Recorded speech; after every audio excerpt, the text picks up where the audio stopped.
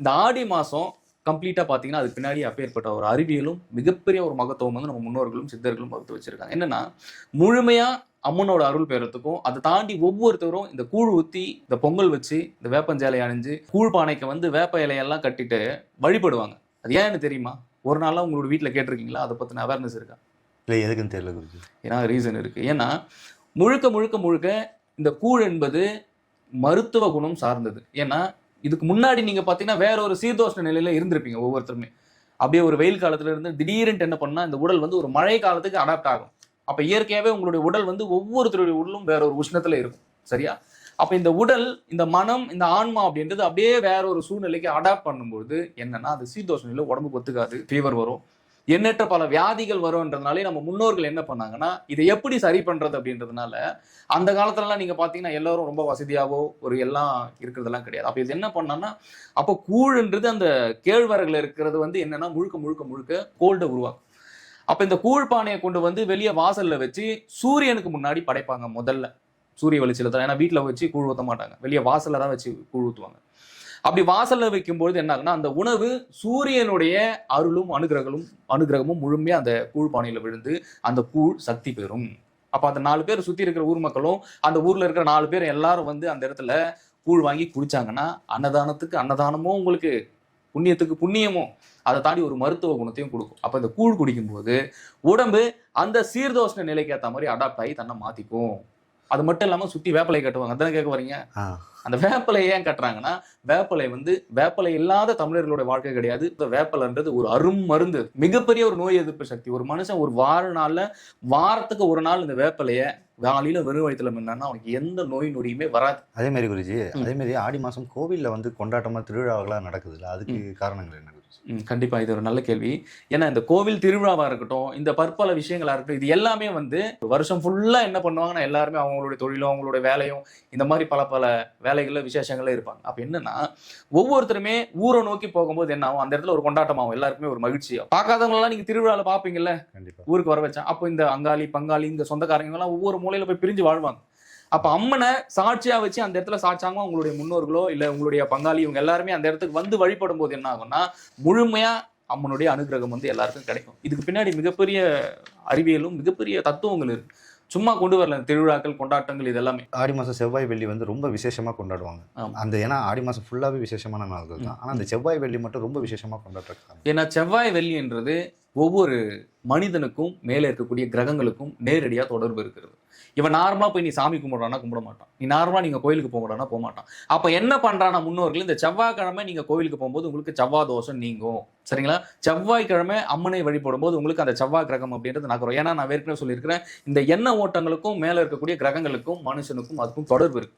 அப்ப செவ்வாய்க்கிழமை நீங்க இந்த மாதிரி அம்மனுடைய அருளோ இல்ல கோவில்களுக்கு போகும்போது பரிபூர்ணமா உங்களுக்கு செவ்வாய் தோஷமா இருக்கு, இந்த மாதிரி பல விஷயங்கள் எல்லாம் இருக்கு. இந்த கிரகங்கள் நகர்வுகளுக்கு ஏற்ற மாதிரி ஒவ்வொருத்தருடைய வாழ்க்கை நகர்ந்து இருக்கு.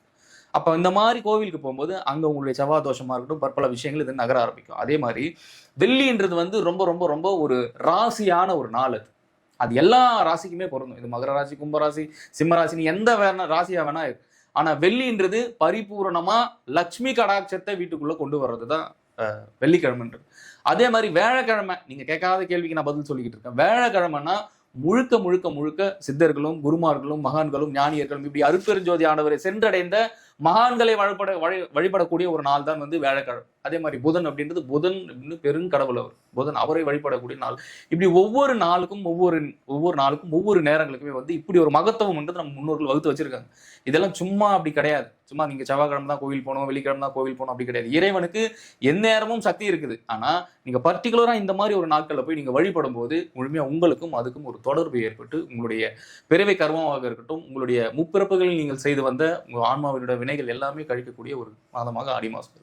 அதே மாதிரி இந்த ஆடி மாதங்கள் வந்து இந்த கல்யாணம் அந்த மாதிரி நாட்கள் இதெல்லாம் நடக்க மாட்டேது. இங்க நல்லா பாருங்க, இதுதான் முந்தைய வீடியோல நான் பதிவே பண்ணியிருக்கேன். இந்த ஆடி மாசம் நீங்க கல்யாணம் பண்ணக்கூடாதுன்றால் நீங்க யாருமே சொல்லல, புரியுதுங்களா? உங்களை யாரு கல்யாணம் பண்ணக்கூடாதுன்னு சொன்னாங்களோ அவங்க ஆடி மாசத்துல தான் கல்யாணம் பண்றாங்க. நீங்க பிராமணர்கள் எல்லாம் பாத்தீங்கன்னா ஆடி மாசம் தான் கல்யாணம் பண்ணுவாங்க. நீங்க பாத்திருக்கீங்களா? பாத்திருக்கீங்களா? அப்ப அவங்க மட்டும் ஆடி மாசத்துல கல்யாணம் பண்ணிக்கிறாங்க, அப்ப அவங்களுக்கு எல்லாம் குழந்தை பிறக்கலையா? ஏன்னா இதுக்கு பின்னாடி அப்பேற்பட்ட ஒரு அறிவியல் மகத்துவ சூட்சுமம் இருக்குது. ஆனா இது நீங்க அவ்வளவு சீக்கிரமா மாத்திக்க மாட்டீங்க. ஏன்னா அதுக்கு இருக்கிறது என்ன ரீசன் சொல்றேன். ஆடி மாசம் கல்யாணம் பண்ணி ஒரு ஆணும் பெண்ணும் இணை சேரும் போது அறிவுபூர்வமாகவும் ஞானபூர்வமாகவும் தெளிவான தெளிதல் சிந்தனையிலும் ஒரு தெய்வ குழந்தை பிறப்பான். இதுதான் நிஜம். அப்ப இந்த குருஜி பிரிச்சு வைக்கிறாங்க யாரு கல்யாணம் ஆனவங்களே. ஆமா, அவனுக்கு அறிவுபூர்வமா குழந்தை வந்துரும்ல, அறிவுபூர்வமா தெளிவுபூர்வமா சிந்தனை ஆற்றலுள்ள ஒரு குழந்தை பிறந்துரும்ல. அதனாலதான் நீங்க அந்த மாதிரி நடக்கக்கூடாதுன்னு எந்த ஒரு காலத்துல அவங்க கண்டுபிடிச்சாங்க. இதுக்கு பின்னாடியும் அறிவியல் இருக்குது. ஏன்னா இந்த ஆடி மாசம் அப்படியே இந்த காலநிலை சூழல்கள் எல்லாம் மாறக்கூடிய ஒரு நாள். அதனாலதான் ஆடி 18 எல்லாம் கொண்டாடுறது இன்னைக்கு வரைக்கும் கிராமங்கள்ல. இந்த ஆடி மாசம் முழுமையா வெளியில பிரபஞ்சத்துல இருக்கிற கால சூழ்நிலையும் இந்த மனிதனுக்குள்ள இருக்கிற சூழ்நிலையும் மாற ஆரம்பிக்கும். ஏன்னா வெளியே இத்தனை நாள் நீங்க ஒரு உஷ்ணத்துல இருந்திருப்பீங்க, சரிங்களா? இந்த மழை காலம் தொடங்குறது எங்கன்னா அந்த ஆடி மாசம். அப்போ ஒரு வெயிலும் இந்த மழையும் சேரும் பொழுது ஒரு விதமான வெப்பத்தன்மை வெளியே வர ஆரம்பிக்கும். எங்க வர ஆரம்பிக்கும்? வெளியே வர ஆரம்பிக்கும். அந்த வெப்பத்தன்மை வெளியே வரும்பொழுது மனிதனுக்குள்ளேயும் ஒரு உஷ்ணம் ஏற்படும். ஏன்னா அதீத உஷ்ணம் ஞானம். அதீத உஷ்ணத்துக்கு அப்பால் போனீங்கன்னா ஞானம். இது பேரின்பம் அவ்வழி. ஆனா வெளியில இருக்கக்கூடிய மனிதன் அறியாமையில் இருக்கும்பொழுது அந்த வெளியில ஏற்படக்கூடிய உஷ்ணத்துக்கு இந்த மனிதனுடைய உடல்ல உஷ்ணம் மாற ஆரம்பிக்கும். அந்த இளமையான அந்த உஷ்ணம் மாற ஆரம்பிக்கும் போது அந்த நேரத்துல பாத்தீங்கன்னா ஒவ்வொரு ஜீவராசிக்குமே, அது ஆணாக இருக்கட்டும், பெண்ணாக இருக்கட்டும், மனுஷனா இருக்கட்டும், இல்ல யானையா இருக்கட்டும், எறும்பா இருக்கட்டும், நாயா இருக்கட்டும், எல்லாத்துக்குமே உடல் ரீதியாக பல மாற்றங்கள் நிகழும். அதாவது ஒரு ஆணா இருந்தாலும் பெண்ணா இருந்தாலும் உணர்ச்சிகள் அதிகமாக ஆகும். காமம், குரோதம், லோபம், மோகம், மதம், ஆச்சாரியம், இந்த 6 நிலைகளுக்குள்ள முதல்ல இந்த காமம் அப்படின்ற ஒரு உணர்ச்சி அதிகமா இருக்கும் எல்லா ஜீவராசிக்குமே இந்த மாசம். ஏன்னா இந்த அதீதமான உணர்ச்சி ஏன் ஏற்படுதுன்னா வெளியே நடக்கக்கூடிய கால சூழ்நிலைகள் இது தீர்மானிக்குது. ஆடி மாசம் ரொம்ப ரொம்ப ஒரு மகத்துவமான நாளுங்க. ஏன் தெரியுமா? எந்த பெண்ணாக இருந்தாலும் சரி, புதிதாக திருமணமான பெண்ணாக இருக்கட்டும், இல்லை இதுக்கு முன்னாடி திருமணமான பெண்களாக இருக்கட்டும், இவங்களுக்கு எல்லாமே நிறைய பேருக்கு பார்த்தீங்கன்னா ஒரு சில பேருக்கு குழந்தையின்மை இருக்கும், குழந்தை பிறக்காம இருக்கும். ஏன்னா இந்த கால சூழ்நிலைகளுக்கு ஏற்ற மாதிரி ஒரு உடலுக்குள்ளார மாற்றம் நடக்குது. அப்ப என்னன்னா இவங்க முழுமையா இறைவனை நினைச்சு, அது அம்பாளா இருக்கட்டும், இல்ல சிவபெருமானா இருக்கட்டும், எந்த இறைவனாக இருந்தாலும் சரி, இவங்க மனதை ஒருநிலைப்படுத்தி விரதம் இருக்கும் பொழுது இந்த காமம் அப்படின்றது அந்த ஆடி மாசத்துல எல்லா உயிருக்குமே இயற்கையினுடைய படைப்புல அதிகமா இருக்கும், சரிங்களா? அப்ப இவங்க ஒரு கட்டுக்கோப்புக்கும் ஒரு விரதத்துக்கும் வரும்போது என்னன்னா அந்த ஆற்றல் சேமிக்கப்படுது. அப்ப ஒவ்வொருத்தருடைய அந்த சக்தியும் ஆற்றலும் சேமிக்கப்படும் போது அந்த சக்தி வேறொரு விதமா உள்ளுக்குள்ளார கன்வே ஆக ஆரம்பிக்குது. அது பிறவி பிணியா இருக்கட்டும், இல்ல பிறப்பினுடைய கர்மாவா இருக்கட்டும், எந்த விஷயமா இருந்தாலுமே அது வாஷ் அவுட் பண்ணி அவங்களோட ஒரு அதீத ஒரு சக்திக்கும் ஒரு வாழ்க்கையில மேம்படக்கூடிய ஒரு வழிக்கும் கொண்டு போகும். இதனாலதான் விரதம் ஆடி மாசத்துல ஒவ்வொரு பெண்களும் கடைபிடிப்பதற்கான காரணம். இதுதான் நம்ம முன்னோர்கள் ஆடி மாசம் பெண்களுக்கு குறிப்பா வகுத்து வச்சிருக்காங்க. ஏன்னா விரதம்ன்றது சாதாரண ஒரு விஷயம் கிடையாது. ஏன்னா இந்த ஆடி மாசம் மட்டும் பர்டிகுலரா பாத்தீங்கன்னா ரொம்ப ரொம்ப ரொம்ப ரொம்ப ஒரு அற்புதமான ஒரு மாசம். இந்த மாசத்துல ஒவ்வொரு பெண்கள் தான் கடைபிடிக்கணும்னு கிடையாது, ஒவ்வொரு ஆண்களும் கடைபிடிக்கும் பொழுதும் உள்ளுக்குள்ள ஆன்மா விழிப்படைய ஆரம்பிக்கும்.